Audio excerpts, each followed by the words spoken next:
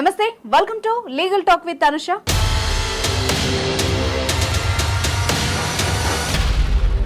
Hello hello madam. Shekhar గారు ఉన్నారండి? ఉన్నానండి, నేనే శేఖర్ మాట్లాడేది. సరే అండి, ఇది లీగల్ టాక్ నుండి కాల్ చేశానండి. నా పేరు అనుష, నేను మాట్లాడాను కదా. Okay madam. సో ఇప్పుడు మన ముందు అడ్వకేట్ శివకుమార్ గారు కూడా ఉన్నారు. ఒకసారి మీ సమస్య ఏంటి క్లియర్గా తెలిస్తే మనం లీగల్గా ఏం చేయొచ్చు, మీకు ఏ అవకాశాలు ఉన్నాయన్నది లాయర్ చెప్తారు. అసలు మీ సమస్య ఏంటో ఓపెన్గా చెప్పండి. మా సమస్య ఏంటి మేడం, భార్యకి విడాకులు కావాలి మేడం. మీకు డైవర్స్ కావాలి? ఓకే. ఎందుకు? ఆమె క్యారెక్టర్ నాకు నచ్చలేదు మేడం. క్యారెక్టర్ నచ్చలేదా? అవునండి. అంటే ఎన్నేళ్ళు అయిందండి పెళ్ళై? పెళ్ళి 9 సంవత్సరాలు అవుతుంది మేడం. 9 సంవత్సరాలు అయిందా? 10 సంవత్సరాలు అవుతుంది మేడం. 10 సంవత్సరాలు అయింది. ఇప్పుడు క్యారెక్టర్ బాగాలేదా? ఇప్పుడు నేను కల్లారా చూశాను మేడం. చూసి నేను ఆమె మీద డౌట్ పడవలసి వచ్చిన పరిస్థితి ఏర్పడింది. సరే, మీకు పిల్లలు ఉన్నారా సార్? ఒక్క బాబు అండి, ఒక్క బాబు. బాబు, మరి ఆ బాబు పరిస్థితి ఏంటి? ఏం ఆలోచించట్లేదా మీరు? ఆ బాబు కూడా నాకు పుట్టలేదని అనిపిస్తుందండి. నాకు పుట్టలేదని ఖచ్చితంగా చెప్పగలను. అమ్మో, ఈయన అనుమానం కాదండో, ఈయన ఫిక్స్ అయిపోయాడు. శేఖర్ గారు ఏమనుకోకండి, అంటే అనుమానం వేరు నిజం వేరు కదా. ఇప్పుడు మీకు డౌట్ ఉంది అంటున్నారు, అదొకటి కొంచెం నాకు క్లారిటీ రావట్లేదు. అంటే ఎందుకు డౌట్? ఆమె బిహేవియర్ ఏమన్నా తేడాగా అనిపించిందా? ఎందుకు వచ్చింది మీకు డౌట్? మేడం, 10 సంవత్సరాల నుంచి సంసారం నేను చేస్తున్నానంటే ఈ రోజునే నేను ఇటువంటి పరిస్థితిలో ఉన్నాను అంటే దానికి తగిన కారణం, బలమైన కారణం లేకుండా నేను చెప్పను కదా మేడం. నాకు అర్థమైంది మీ బాధ అర్థమైంది, లేకపోతే మీరు కాల్ చేసి అడగరు. బట్ అనుమానం వేరు నిజం వేరండి. నేను అదే అంటున్నాను, మీకు ఎట్లా కన్ఫర్మ్ అయింది? ఇంత ఖచ్చితంగా ఎట్లా చెప్తున్నారు? ఏం జరిగిందో క్లియర్గా చెప్పాలి. ముందు అనుమానంగా మొదలయ్యి ఆ తర్వాత నేను కన్ఫర్మ్ అవడానికి గల కారణాలు, చాలా బలమైన కారణాలు నేను కళ్ళారా చూశాను మేడం. అందుచేత నేను చెప్తున్నాను, లేకపోతే ఎంత ఈజీగా చెప్పే మనిషిని కాదు నేను. నాకు అర్థమైంది శేఖర్ గారు. అయితే ఒక మాట ఏంటంటే క్లియర్గా చెప్పండి, అసలు మీకు అనుమానం ఎందుకు స్టార్ట్ అయింది అక్కడ నుంచి చెప్పండి. ఓకే మేడం, నేను ఒక సాఫ్ట్వేర్ ఎంప్లాయీ మేడం. ఓకే. నేను జాబ్ రీత్యా బయటికి ఒక 10 రోజులు 15 రోజులు ఉండాల్సిన పరిస్థితి. అలాంటి పరిస్థితిలో నేను వెళ్ళేవాడిని. ఓకే. వెళ్ళి 10 రోజులకో 15 రోజులకో నేను వచ్చేవాడిని. వచ్చిన తర్వాత ఏ భార్యతో ఆనందంగా గడపాలి, ఆనందంగా ఉండాలి, నా భార్యను 10 రోజులు ఏంది నేను చూసి అన్నటువంటి ఫీలింగ్ ఏ మగాడికైనా ఉంటుంది. ఓకే. అలాంటి ఫీలింగ్ తో నేను వెళ్ళినప్పుడు ఆమె ఎదురొచ్చినటువంటి తీరు చూస్తే కళ్ళల్లో ఎందుకు వచ్చాడు రా బాబు అన్నట్టుగా అనిపించింది, కానీ వచ్చాడన్నటువంటి ఆనందం కానీ ఫీలింగ్ నాకు కనిపించలే. అప్పుడు నాకు ఏమిటి ఇలా ఉంది, నేను ఏ భర్తైనా ఉదయం వెళ్ళి సాయంత్రం రాకపోతే ఆలోచిస్తారు కదా. 10-15 రోజులు అయింది నేను వెళ్ళి, అయినప్పటికీ ఫీలింగ్ లేదు. పైగా ఎలా ఉన్నాడు, ఎక్కడ తిన్నాడు, ఎక్కడ ఉన్నాడు ఏంటో కూడా ఆలోచించకుండా ఒక అగ్గలాడుతూ నా మీద ఒక ఫీలింగ్ చూపించలేదేమి. అలాంటప్పుడు నాకు అనుమానం, ఏ మగాడికైనా సర్వసాధారణంగా వచ్చే అనుమానం అండి. ముందు ఫీలింగ్ ఏంటంటే అభిమానం ఉండాలి, ఆప్యాయత ఏది కనిపించలేదు ఆమె అందరూ. ఓకే, అంటే అమ్మాయి ఇంట్రెస్ట్ లేనట్టుగా బిహేవ్ చేస్తుంది లాయర్ గారు. ఓకే. తర్వాత నాకు రోజు రోజుకి ఆమె మీద ఇంకా అనుమానం బలపడింది. ఓకే. ఏంటి ఇలా చేస్తుంది అని. అలాగే ఆ రోజు వచ్చింది. ఎలాగంటే రోజు చాటింగ్ చేయడం, ఎవరితోనూ మాట్లాడడం, గంటల తరబడి ఉండడం, నన్ను కూడా పట్టించుకోకపోవడం, బాబు ఏం చేస్తున్నాడు ఎవరో పట్టించుకోకపోవడం, ఒక్క కొడుకు అన్ని కూడా పట్టించుకోకపోవడం. బాబుతో కూడా ఇలాగే ఉంటుందా ఏమే? అంతే అండి, బాబుతో కూడా అంతే పరిస్థితి. ఆమె ఆ ఫోన్ చాటింగ్లు, ఫోన్ లో మాట్లాడాలు అదే చేత తప్ప ఇంకా బాబు ఒక భర్త 10 రోజులకు 15 రోజులకు జాబ్ ఇచ్చే వెళ్ళి బయటకు వెళ్ళి వచ్చాడు, ఆయన ఆలనా పాలనా చూద్దామని ఎటువంటి ఆలోచన లేదా అన్న. అలాంటప్పుడు ఏ మగాడికైనా అనుమానం సహజంగా వస్తుంది కదండి. అందరి మగాళ్ళకి నా ఆలోచన కూడా అలాగే ఉంది. అందుచేత నేను అలా ఉన్నా. కానీ ఇప్పుడు శేఖర్ గారు ఒకటి, ఇప్పుడు ఆమె బిహేవియర్ ఇంట్రెస్ట్ లేదు అనడానికి ఏ కారణమన్నా ఉండొచ్చు కదా. వివాహేతర సంబంధం ఉండాలని రూల్ ఏముంది? కరెక్ట్ మేడం, చాలా బాగా కరెక్ట్ గా నా డౌట్ వచ్చింది మేడం. డౌట్ వచ్చి నేను రోజు రోజుకి నాకు అనుమానం ఇంకా పెరిగింది. నాకు ఆమె షాపింగ్స్ కని, తర్వాత బిగ్ బజార్లు కని అదని బాబుని తీసుకుని వెళ్ళిపోతుండేది. అప్పుడు నాకు ఒక ఆలోచన వచ్చింది, ఏంటి బిగ్ బజార్లు రోజు షాపింగ్ మాల్ లోనే వెళ్ళిపోతుంది, పైగా బాబుని తీసుకుని వెళ్ళిపోతుంది. సరే అంటే మీ బాబుని కూడా తీసుకెళ్తుందా బయటికి వెళ్ళినప్పుడు? అవును మేడం, బాబుని కూడా తీసుకెళ్ళిపోతుంది. ఎందుకంటే ఆ బాబుని కూడా తీసుకెళ్ళడం వల్ల అనుమానం రాదని ఆమె ఆలోచన. ఓకే. ఓకే. మళ్ళీ ఏమైనా ఫాలో అవుతాడేమో అని ఆలోచన అయి ఉండొచ్చు. ఆమె తెలివితేటలు ఆమెకు చూపించండొచ్చు. ఓకే. ఓకే. చేత నేను ఆ బాబుని తీసుకుని వెళ్తుంటే ఒక రోజు 2 రోజులు చూశాను, గమనించాను. సర్లే ఏదో పని మీద వెళ్తుందిలే, సర్లే ఏదో ఇంటికి సంబంధించిన విషయాలు కానీ, ఇంటికి సంబంధించిన కాయగూరలు కానీ, లేదంటే రేషన్ కానీ ఏదో తెచ్చుకుంటున్నామో అనుకున్నా. ఓకే. రోజు ఇదే బాగోతాం. అంటే ఎక్కువసేపు ఉంటుందా బయట? బయట ఎప్పుడు ఉదయం వెళ్ళింది అనుకోండి, మధ్యాహ్నం రావడం, మధ్యాహ్నం వెళ్ళింది అనుకుంటే సాయంత్రం రావడం, చాలా ఎక్కువసేపు, ఎక్కువ లాంగ్ టైం. అప్పుడు ఇలా 1-2 రోజులు చూశాను మేడం. చూసి ఇలా కాదు, మనం ఫాలో అవుదాం అసలు అని చెప్పి తర్వాత నేను ఫాలో అవడం జరిగింది. ఓకే. ఫాలో అయిన తర్వాత ఒక బిగ్ బజార్ లో కనిపించడం ఒక బాయ్ ఫ్రెండ్ తో కనిపించింది, వేరే అబ్బాయితో. వేరే అబ్బాయి. షాపింగ్ అంటే నార్మలే కదా, మేబీ అక్కడ పరిచయం అయి ఉండొచ్చు, మీరెందుకు అనుమానపడాలి? కరెక్టే మేడం. అక్కడి నుంచి వాళ్ళు ఆగిపోకుండా ఇప్పుడు ఎవరైనా మామూలు షాపింగ్ లో అపరిచిత వ్యక్తులు మామూలుగా ఏదైనా మామూలుగా తెలియని వ్యక్తులు ఏదైనా కనిపించారంటే, మాట్లాడారు, ఏదంటే దేని గురించి అడ్రస్ అడిగారంటే అది వేరే విషయం. అలా కాదు కదా, ఆ పక్కన ఏదో కాఫీ ఏదో టీ స్టాల్ ఏదో ఉంది, ఇద్దరు వెళ్ళిపోయి కూర్చున్నాం. పక్క పక్కన కూర్చొని మాట్లాడుకుంటున్నారు. దాంతో ఏకశాఖలు పక్కపక్కలు ఇవన్నీ చూస్తే ఎవరికైనా దూరం నుంచి కాదు కదా, దగ్గర నుంచి అయినా సరే దూరం నుంచి అయినా అనుమానం కలుగుతుంది కదండి. నాకు ఇప్పుడు డౌట్ ఏంటంటే శేఖర్ గారు, అనుమానం కలిగింది కానీ కన్ఫర్మ్ ఇప్పుడు ఆ అబ్బాయితో ఆ అమ్మాయికి సంబంధం ఉందని రూలే ఉంది. అవును మేడం, మీరు అన్నది నిజమే. కానీ రోజు ఇప్పుడు ఒక రోజు అంటే అనుకోవచ్చండి, రోజు నేను వెళ్ళింది 2 రోజుల నుంచి చూస్తున్నా, 3వ రోజు నాకు అనుమానం వచ్చింది. ఇంత అనుమానం వచ్చింది, సరే అని చెప్పి ఫాలో అయితే ఆ అబ్బాయితో మాట్లాడడం, ఆ తర్వాత కాఫీకి అని చెప్పి ఉండడం, గంటల తరబడి అక్కడే కూర్చొని మాట్లాడుకోవడం, మొత్తం టైం అంతా షాపింగ్ కాదు ఆయనతోనే గడుపుతుంది. ఇంకా ఆ షాపింగ్ ఏంటి మేడం, అది షాపింగ్ కాదు కదా. కానీ ఈ రీజన్ మీద మీకు డైవర్స్ రావండి, అంతే కదా? నాకు ఎట్టి పరిస్థితుల్లో నాకు ఆమెతో డైవర్స్ కావాలి మేడం. లేదు శేఖర్ గారు, ఎక్కడో పాయింట్ మిస్ అవుతుంది. ఇది కాదు రీజన్, ఎందుకంటే నాకు అర్థమైపోతుంది, అంతే కదా లాయర్ గారు? ఇప్పుడు మీకు అనుమానం ఉండొచ్చు, బట్ దాన్ని బేస్ చేసుకుని ఒక అమ్మాయికి లైఫ్ పాడు చేయలేదు, కోర్టు కూడా ఇవ్వదండి ఈ రీజన్ మీద. మీరు చెప్పేది ఎక్కడో మిస్ అవుతుంది, నాకు ఏదో అసలు రీజన్ చెప్పట్లేదు మీరు అనిపిస్తోంది. వాళ్ళు అక్కడితో 2 రోజులు అలా 2-3 రోజులు చూశాను మేడం, వాళ్ళు ఫాలో అయ్యాను. ఫాలో అయిన తర్వాత హఠాత్తుగా వాళ్ళు రూమ్ నుంచి బయటికి రావడం, తల తిరిగిపోయి ఆయన షర్ట్ బయటికి రావడం, ఇద్దరిని నేను తల్లారా ఇంకా చెప్పడానికి చాలా బాధాకర విషయం అండి. ఇదేదో అంత సినిమాటిక్ గా ఉంది సార్. సో తర్వాత ఏం జరిగిందో చెప్పండి. తర్వాత మేడం ఇంకా నిలదీయడం జరిగిందండి. ఆమె అడిగారు మీరు ఆమెని, అంతేనా? అడిగాను. ఒప్పుకుందా? అడిగాను మేడం. ఒప్పుకోలేదు మేడం. అది నువ్వు ఎవరినో చూసి ఎవరినో అనుకుంటున్నావేమో అన్నట్టుగా దబాయించింది. ఇప్పుడు శేఖర్ గారు, ఇంకొకటి ఏంటంటే మీ బాబు కూడా మీకు కలిగిన బాబు కాదు అని ఒక మాట వదిలేశారు మీరు, అది ఎందుకు వచ్చింది? ఎందుకనంటే మేడం, ఇప్పుడు ఆమె నేను నిలదీశాను, నువ్వు ఎవరితో బాయ్ ఫ్రెండ్ తో ఉండడం నేను చూశాను, నేను కల్లారా చూశాను, ఇంత బుకాయించొద్దు అండ్ ఈ వరడు వాడేనండి, అయితే తప్పు ఒప్పుకో.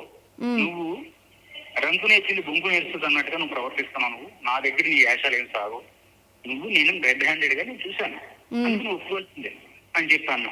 అంటే ఆ తర్వాత డిఎన్ఏ అయితే నువ్వు అంత పరిస్థితిగా మాట్లాడిన అయితే డిఎన్ఏ టెస్ట్ చేయను కదా, అప్పుడు ఎవరు బాగోతాం ఏదో తెలిసింది కదా అని నేను అన్నాను మేడం. డిఎన్ఏ టెస్ట్ కి మీరు అడిగారా?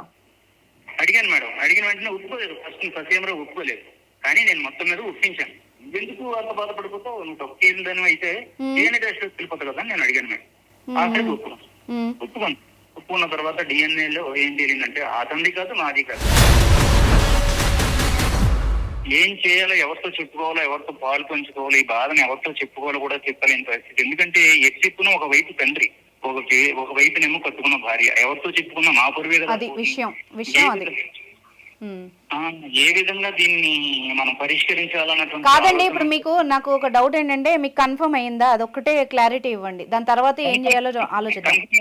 అతనే నేను కన్ఫర్మ్ అయిన తర్వాత నేను కన్ఫర్మ్ అయింది ఆయనతోనే. ఇప్పుడు ఒక నా తండ్రి దీనికి మూల కారణం అని అనిపించింది. మీకు ఎలా కన్ఫర్మ్ అయింది సార్? నేను బయట నుంచి వచ్చాను మేడం. వచ్చిన వెంటనే రూమ్ లో వాళ్ళిద్దరు అర్ధనగ్నంగా కనిపించారు మేడం, బట్టలు లేవు ఏమీ లేవు, ఇద్దరు కనిపించారు. రెడ్ హ్యాండెడ్ గా దొరికిపోయారు మేడం. దొరికిపోగానే ఇద్దరిని నేను ఇంకా పిచ్చెక్కిపోయి ఇద్దరిని నేను బాధేశాను మేడం, ఇద్దరిని చెదగొట్టు వదిలేశాను. అప్పుడు ఒప్పుకున్నారు మేడం. వీళ్ళ ఫాదర్ అండ్ వీళ్ళ వైఫ్ అలా కనిపించారంట. వినడానికే చండాలంగా ఉంది అసలు, దారుణం ఇదే. మరి ఇప్పుడు ఫైనల్ గా ఒప్పుకున్నారా అండి వాళ్ళు? కళ్ళారా చూశాను కదా మేడం, ఇంక ఒప్పుకోవడానికి సిగ్గుపడిపోయారు మేడం. అయ్యయ్యో. నాకు ఎదురు తిరిగారు తీరా ఏం చేస్తావు ఏంటి ఏం చేసుకుంటో చేసుకో అన్నటువంటి అంటే పరిస్థితి. ఇప్పుడు బెదిరిస్తున్నారా, ఎదురు తిరిగారా ఇప్పుడు ఇంకా? అవును మేడం, ఎదురు తిరిగారు మేడం. ఎందుకంటే దొరికిపోయారు, కాదు అని అనలేరు. మ్మ్. ఇంకా నన్ను వదిలించుకోవడం వాళ్ళకి హాయిగా ఉంటుంది. మరి అప్పుడు ఈజీ కదండి మీకు, డైవర్స్ వచ్చేయడం ఈజీ కదా. అంటే ఆస్తి ఉంది కదా మేడం. ఆహా, ఇక్కడ పాయింట్ ఆస్తి కూడా సార్. నా ఆస్తి కోసం దాని ఆలోచన అది. మీరు ఏమైనా ఎవిడెన్స్ రికార్డ్ చేసిరా అండి? ఫోన్ రికార్డ్ చేశాను మేడం, ఫోన్ లో రికార్డ్ చేశాను. ఫోన్ అంటే వీడియో ఫుటేజ్ ఏమైనా తీసుకున్నారా? కిటికీలోంచి నేను తీయడం జరిగింది. కిటికీలోంచి తీసాడంట. సరే, ఇప్పుడు శేఖర్ గారు నాకు ఒకటి అర్థమైంది, మీ ప్రాబ్లం చెప్పలేక చెప్పారు. బట్ మీరు ఒక పని చేయండి, వన్ సైడెడ్గా మనం వినలేం కదా. ఒకసారి మీ వైఫ్ ఏమంటుందో కూడా ఒకసారి విందాం. ఆమెను ఒకసారి చెప్పకుండా ఒక కాన్ఫరెన్స్ కాల్ అనుకోండి తీసుకొని, ఇప్పుడు మీరు ఎలాగో బయట ఉన్నాను అంటున్నారు కదా, ఇంట్లోంచి వచ్చానన్నారు కదా, సో ఆమెకు ఒకసారి కాల్ చేయండి, కాన్ఫరెన్స్ పెట్టి డైవర్స్ గురించి అడిగి చూడండి, ఆవిడ ఏమంటుందో విని దాన్ని బట్టి సొల్యూషన్ ఇద్దాం. ఆ పని చేస్తారా? Okay madam. నేను మ్యూట్లో పెడతాను, మీ ఇద్దరు మాట్లాడుకోండి, ఒకసారి విందాం ఆ వాదన ఏంటో.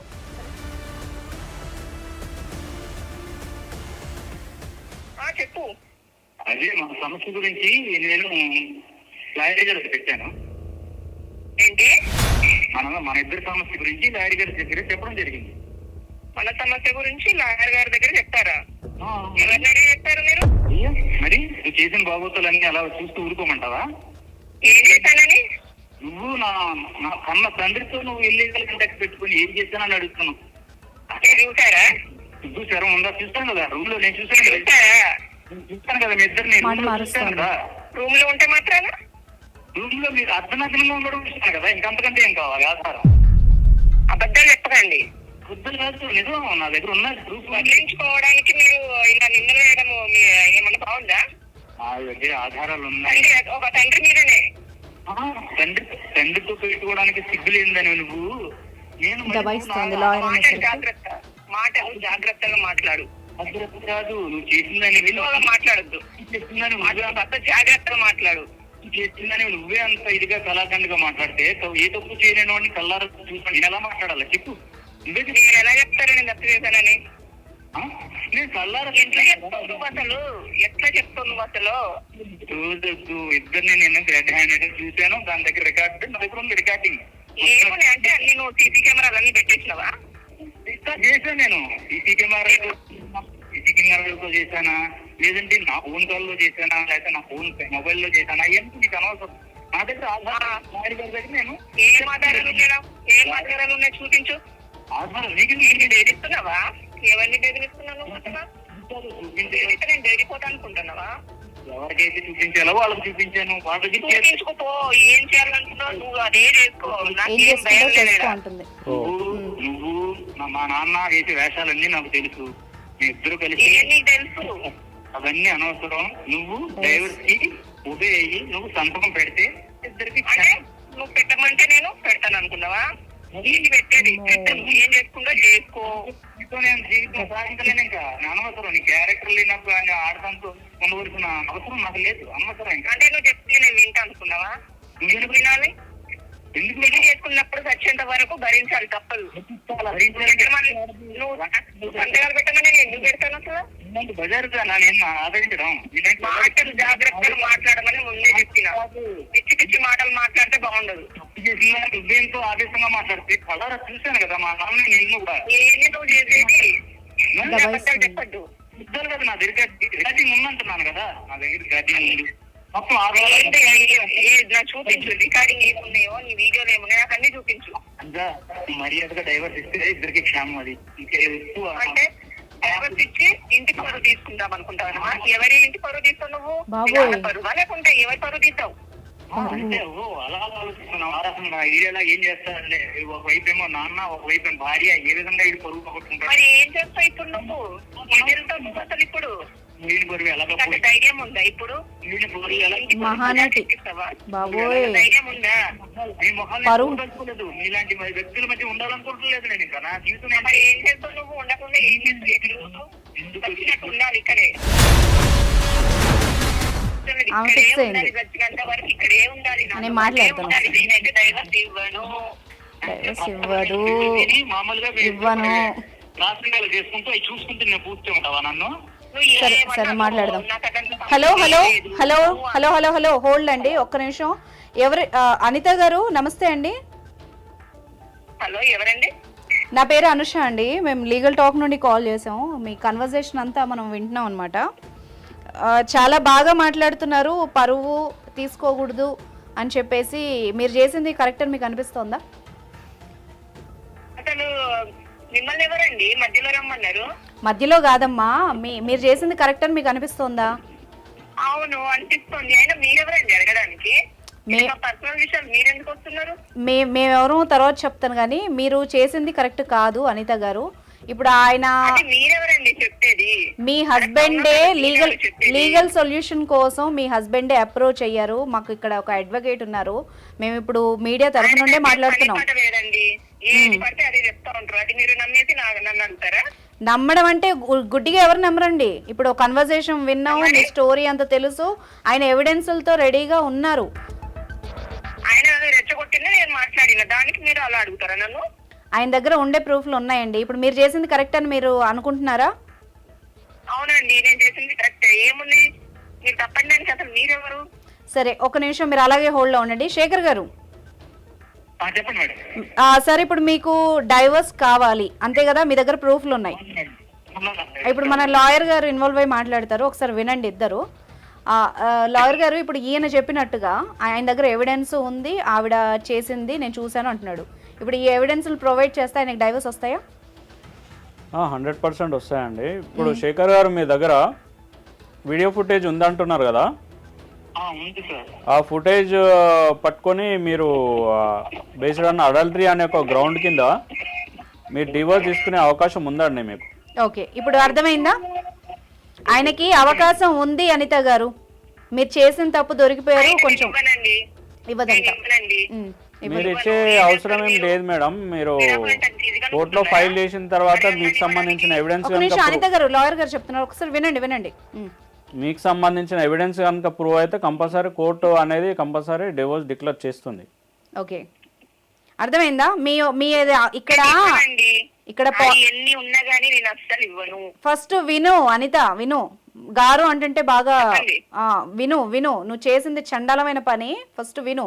నువ్వు ఆయన బెదిరించిన ఈ కాల్ రికార్డింగ్ ఒకటే కాదు, నువ్వు అనుకుంటున్నావేమో. ఇంతకు ముందు నువ్వు ఆయనతో మాట్లాడిన ప్రతి కన్వర్జేషన్ ఆయన సబ్మిట్ చేశారు. అర్థమవుతుందా? మర్యాదగా మాట్లాడుతున్నాం, మెల్లగా మాట్లాడుతున్నామని. ఓకే, అంటే ఇప్పుడు ఒకటి అనిత, ఫస్ట్ నేను చెప్పేది విను.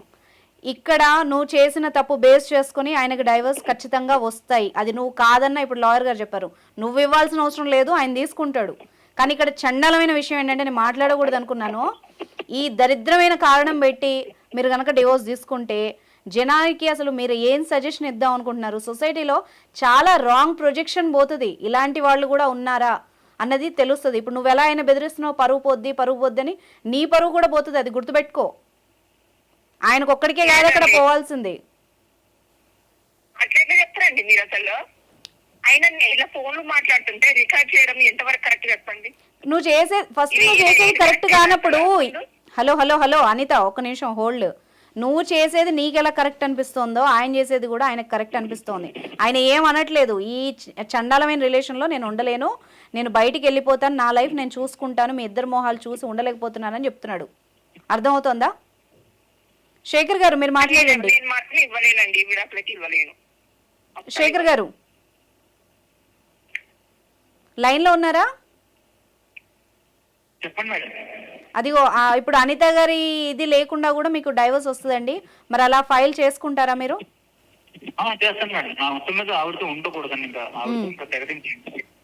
కానీ ఒక విషయం ఏంటంటే అండి, ఇప్పుడు మీరు మీ ఫాదర్ అండ్ మీ వైఫ్ మీద అలిగేషన్ చేస్తున్నారు. Okay, me father and alligations అనేది మీరు పిటిషన్లో మీరు మెన్షన్ చేసినా, లేకపోతే మీకంటే ఒక ఫ్యామిలీ అనేది రిలేషన్స్ అనేవి కొన్ని ఉంటాయి. ఓకే, మీరు అవన్నీ ఆలోచించుకొని బిహేవ్ చేయండి. ఇంకొకటి ఏంటంటే, వాస్తవంగా ఉందా లేకపోతే మీరు అలిగేషన్ చేస్తున్నారా అనేది ఒకటి మీరు ఆత్మపరిశీలన చేసుకోండి ఒకటి. రెండోది ఏంటంటే, ఒకవేళ ఆవిడ ఇది నిజంగానే చేసి దబాయిస్తుంది, లేకపోతే వేరే ఇంకేమైనా మాట్లాడుతుంది అని చెప్పేసి అంటే మీరు డైరెక్ట్గా మీరు కోర్టును అప్రోచ్ కావచ్చు. మీరు బేస్డ్ ఆన్ అడల్టరీ గ్రౌండ్ కింద మీకు డివోర్స్ వస్తుందండి. ఆయన ఎవిడెన్స్ ఉంది, ఆయన ఫిక్స్ అయింది, ఆవిడ దబాయిస్తుంది అంతే, అదే రీజన్, ఇంకేం లేదు.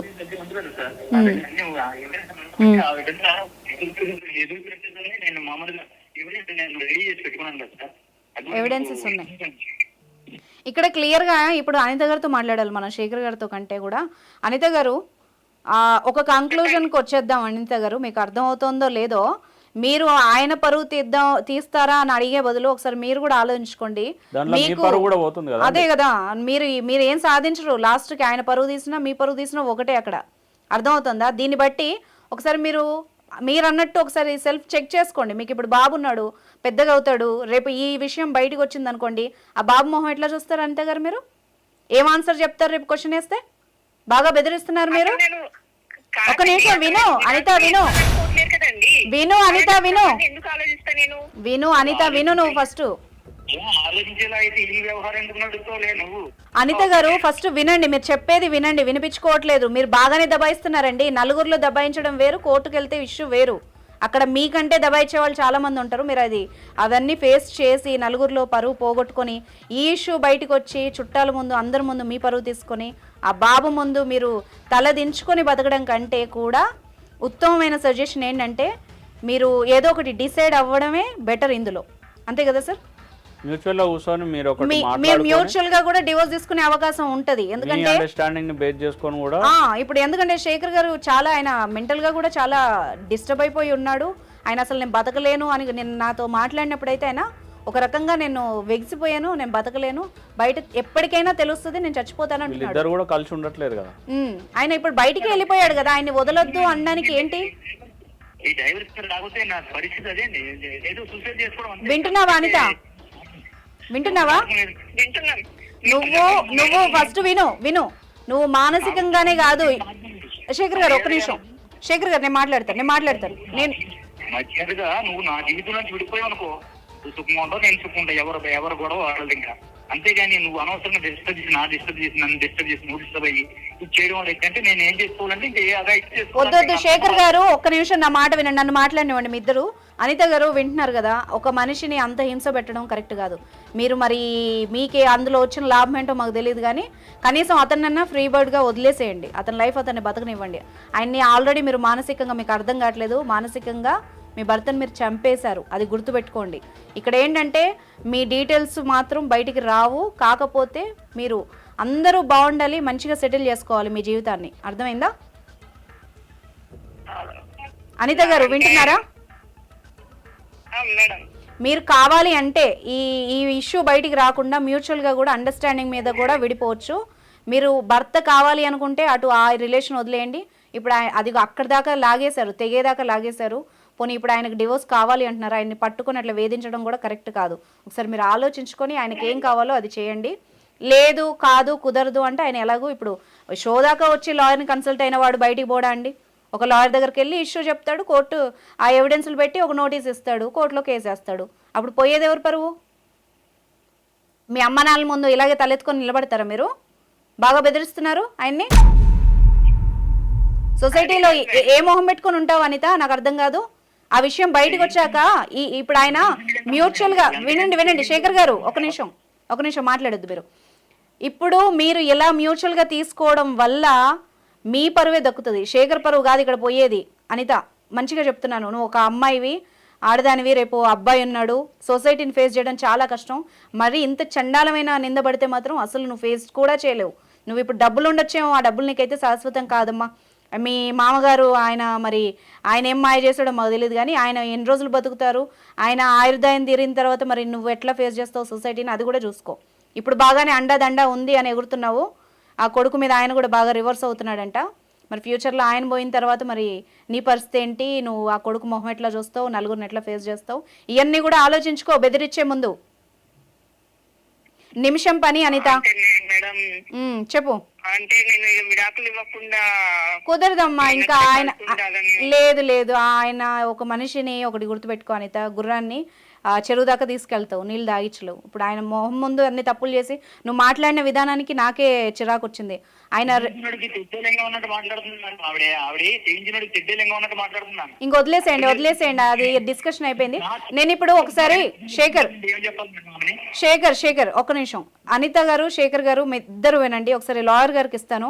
మీరు లీగల్గా ఎలాగ సెటిల్ చేసుకోవాలి అన్నది ఇప్పుడు శేఖర్ గారు మా దగ్గరకు వచ్చిన అంశం అయితే అది మేము దానికి లీగల్గా ఆయన అడ్వైజ్ ఇస్తారు, అది ఫాలో అయిపోండి. ఓకేనా? హలో శేఖర్ గారు చెప్పండి సార్. ఉన్నారా మేడం అనిత గారు లైన్లో? ఉన్నాను సార్. చూడండి, ఇప్పుడు మీరు ఏదైతే ఇష్యూ గురించి ఫేస్ చేస్తున్నారో అతను ఒక దగ్గర, మీరు ఒక దగ్గర, ఆల్రెడీ మీరు లీగల్లీ కాకుండా అన్అఫీషియల్గా మీరు విడిగానే ఉంటున్నారు, అవునా? అంతే, ఇంకా విడిపోయినట్టే కదా అది. అంతే కదా. ఇప్పుడు మీరు అఫీషియల్గా మీకు డివోర్స్ రాలేదు కానీ మీరైతే విడిగానే ఉంటున్నారు. మీరు ఒక దగ్గర, ఆయన ఒక దగ్గర, ఆయన పని ఆయన చేసుకుంటున్నారు, మీ పని మీరు చేసుకుంటున్నారు. కాకపోతే ఇదే విషయాన్ని బేస్ చేసుకొని ఇప్పుడు ఆయన ఈ విషయాన్ని మీరు సరే అమికేబుల్లీ మీరు ఇద్దరు సెటిల్ చేసుకొని మర్యాదపూర్వకంగా ఒక పంచాయతీ, పెద్ద మనుషుల పంచాయతీ పెట్టి కూర్చునే పంచాయతీ కాదు. చాలా చండాలమైన విషయం ఇది. ఎట్లా చెప్పుకుంటారు? వినిపిస్తుందా అండి? ఇది పెద్ద మనుషుల మధ్యలో కూర్చొని తెంపే పంచాయతీ అసలు కాదు. మీరు ఆల్రెడీ మీరు ఎవిడెన్స్ ఉన్నది, మీరు కలెక్ట్ చేసుకున్నారన్న చేతిన తర్వాత మీరు తర్వాత మీ మనసు మార్చుకొని ఉన్నా కూడా మీరు ఉండలేరు. ఓకే, ఆ విషయం మీకు కూడా తెలుసు. అనిత గారు, మీ హస్బెండ్ ఏం అలిగేషన్ చేస్తున్నాడు, ఏంది, ఏం సంగతి, ఆ పూర్తి విషయాలు మీ ఇద్దరికి తెలుసు. మీ ఇద్దరి మధ్యలో వర్టికల్లీ ఎప్పుడో డివిజన్ వచ్చింది. ఓకే, డివిజన్ వచ్చిన తర్వాత కూడా మీరు ఇవ్వను అని అంటే మీరు ఏ విధంగా ఆయనతో కలిసి ఉంటారు, ఆయన మీతో ఏ విధంగా కలిసి ఉంటారు? ఓకే, మీ సంసారం ఒకవేళ మీరు అట్లా కూడా కలిసి ఉన్నా కూడా పట్టి నామం పెడితే గుడెనకకు పోయి తూడిపేసుకున్నట్టు ఉంటుంది. సో మీరు ఏం చేసినా కూడా మీరు ఒక్క దగ్గర కలిసి ఉండేది అనేది పూర్తి స్థాయిలో అది సాధ్యం కాని పని. అది బలవంతంగా ఆయనని మీరు కట్టేయలేరు, మిమ్మల్ని ఆయన కట్టేయలేడు. ఓకే, మీరిద్దరు ఒక కంక్లూజన్కి వచ్చేసి మీకున్న సిచ్యువేషన్ సినారియోని బేస్ చేసుకొని మీరు ఒక అండర్స్టాండింగ్కి వచ్చి మ్యూచువల్గా మీరు డివోర్స్ తీసుకొని మీ దారిలో మీరు ఉండండి, ఆయన దారిలో ఆయన ఉంటాడు. ఓకే, తర్వాత మీరు ఆయన అలిగేషన్ చేసిన విధంగా మీరు మామనే పెళ్లి చేసుకుంటారో లేకపోతే మీ జీవితం మీ స్ట్రైట్ ఫార్వర్డ్గా మీ లైఫ్ ప్రకారం మీరు వెళ్తారో అనేది మీకు సంబంధించిన డిసిజన్. ఆయనతో ఉండమనండి, ఇంకా ఆయన వదిలేస్తే చాలు, పాపం బతికిపోతానంటున్నాడు. అట్లా కాదు, మీరు మీకు సంబంధించిన గన్ వేల్చేది ఉంటే ఆయన భుజాల మీద ఎందుకు పెట్టి వేలుస్తున్నారు? మీరు మీకు సంబంధించిన విషయాన్ని మీకు నచ్చినట్టు మీరు బతకాలనుకుంటున్నారు కాబట్టి ఆయనని జరిపేసేయండి అఫీషియల్గా. అంతే, ఆయనని జరిపేసేయండి. ఆయనని మ్యూచువల్గా ఆయనకు డైవర్స్ ఇచ్చి మీరు ఏ తందానైనా వేసుకోండి. అంతే, నేను చెప్తాను, ఇంకా అంతేతో అయిపోయి మాట్లాడతాను. హలో అనిత, ఇప్పుడు బాధపడి ఏముందిలే కానీ, ఇంకేడోకలే కానీ, ఇప్పుడైతే నీకు లీగల్గా అయితే అర్థమైంది. ఇప్పుడు దాకా నువ్వేమనుకున్నావు, ఆయన ఎవరికి చెప్పలేడనే కదా ఇంత ఆడావు, అర్థమైందా? ఇప్పుడు ఆయన మా దగ్గరకు కాకపోయినా కూడా ఆయన ఎక్కడికైనా వెళ్ళి కూడా ఆయన డివోర్స్ తీసుకుంటాడు, అది పెద్ద విషయం కాదు. కాకపోతే ఇక్కడ పరువు ఎవరిది పోతుంది అన్నది కూడా నువ్వు ఒకసారి ఆలోచించుకో. నీ జీవితమే పాడైపోతుంది అనవసరంగా, నలుగురిలో అల్లరి అవ్వకు. నా సిన్సియర్ సజెషన్ అయితే ఇది, అంతే కదా సార్? ఎందుకంటే సొసైటీకి కూడా చాలా ఇది రాంగ్ మెసేజ్ వెళ్తుంది. అంటే ఎలాగో ఈ షో ద్వారా బయటపడిపోయింది, కాకపోతే ఇంకెవరైనా కూడా చెయ్యకుండా ఉండడం కోసం మేము మాట్లాడాల్సి వస్తుంది, అర్థమవుతుందా? ఇది కొంచెం కొంతమందికి గుణపాఠం అవుతుంది అని మేము ఇష్యూ తీసుకోవాల్సి వచ్చింది. సో ముందు ఓకే శేఖర్ గారు, ఇంకా మీ జీవితం మీరు గడపండి. మీరు మెంటల్గా ఏం డిప్రెస్ అవ్వాల్సిన అవసరం లేదు. మీకు ఎలాగో జాబ్ ఉంది, మీ జీవితం మీరు గడపండి. ఇంకా ఆవిడ ఏం చేసుకుంటుంది అన్నది మీకు అనవసరం. మీరు అన్నట్టుగా మ్యూచువల్గా అయితే తీసేసుకోండి. ఓకేనా అనిత? ఓకే, ఇంకా అనిత ఆయన బెదిరియకమ్మా, బెదిరిస్తే నువ్వే నష్టపోతావు ఎక్కువగా, ఇది మాత్రం నేను చెప్పాలనుకుంటున్నా, అర్థమవుతుందా? ఓకే, ఉంటానమ్మా. ఉన్నారు సార్, చెప్పండి. ఓకే అండి, వెల్కమ్ అండి, వెల్కమ్. ఓకే అండి, థ్యాంక్ యూ సో మచ్ అండి, ఉంటాను. సో మొత్తానికి శేఖర్ చెప్పలేక ఒక అతిపెద్ద ట్విస్ట్ని రివీల్ చేశాడు. నిజంగా అసలు ఎంత దారుణంగా ఇష్యూ కూడా కాదు కదా. సో అందుకోసమే ఆయన మన ప్రోగ్రామ్కి కాల్ చేసి ఉంటాడు. నిజంగా ఇలాగా చిన్న ఇది పట్టుకొని కూడా భార్యలు ఇలాగా బ్లాక్మెయిల్ చేస్తున్న పరిస్థితులు కొంత చూస్తూ ఉన్నాం కదా మనం. అంటే వాళ్ళిద్దరి మధ్యలో అంటే ఈయన 15 days పోవడం అదొకటి రీజను. దాని తర్వాత వీళ్ళిద్దరే ఇంట్లో ఉండడము, చిన్న బాబు ఉన్నాడు. ఓకే, దాని తర్వాత ఈయనకు సంబంధించిన విషయాలను కానీ లేకపోతే ఆ ఫాదర్ ఎట్లా బ్లాక్మెయిల్ చేసిండు, ఆమె బయట తిరగడం, ఆమె వాళ్ళ కొడుకుకి చెప్తా అని బెదిరించిండొచ్చు, లేకపోతే వేరియస్ రీజన్స్ ఉండొచ్చు, చాలా కారణాలు ఉంటాయి వీటనక. కాకపోతే బలైపోయింది మాత్రం మన శేఖరే కదా. ఆమె కమిట్ కావడానికి కారణము వెనకాల వేరియస్ రీజన్స్ ఉండొచ్చు. ఆయన వాళ్ళ ఫాదర్ ఆమెను ఏం బ్లాక్మెయిల్ చేసిండు, కోడల్ని ఏం బ్లాక్మెయిల్ చేసిండు అనేది ఎవరికి తెలియదు. ఓకే, ఆమె ఎక్కడ కమిట్ అయింది అనే ఒక రీజన్ అనేది మనం కూడా చెప్పలేము, ఆమె కూడా చెప్పలేదు ఎక్కడ కూడా. ఓకే, ఆమె ఇప్పుడు కూడా డినై చేస్తుంది. మళ్ళీ లాస్ట్కి మాట్లాడేటప్పుడు మళ్ళీ సైలెంట్గా ఆమె ఏం చేస్తుందంటే సరే ఎట్లా వేయాలి ఇప్పుడు ఆయనకి ఇయ్యలేను అంటే, ఆమె ఈ యొక్క సిచ్యువేషన్ నుంచి బయటికి రాలేని పరిస్థితిలో ఆమె కూడా ఉంది. అవును, ఆ అబ్బాయి కాదు వాళ్ళ వైఫ్ కూడా అదే పొజిషన్ లో ఉంది.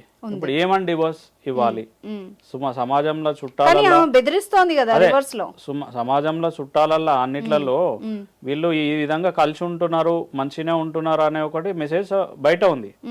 మొత్తానికి అనిత శేఖర్ని అడ్డం పెట్టుకొని అయితే తన ప్రొజెక్ట్ చేయాలనుకుంది సొసైటీకి తన లైఫ్ ని. ఒక హస్బెండ్ తో మంచిగా ఉంటున్నట్టే ఉండి ఆమె చేయాలనుకున్నవి చేస్తుంది.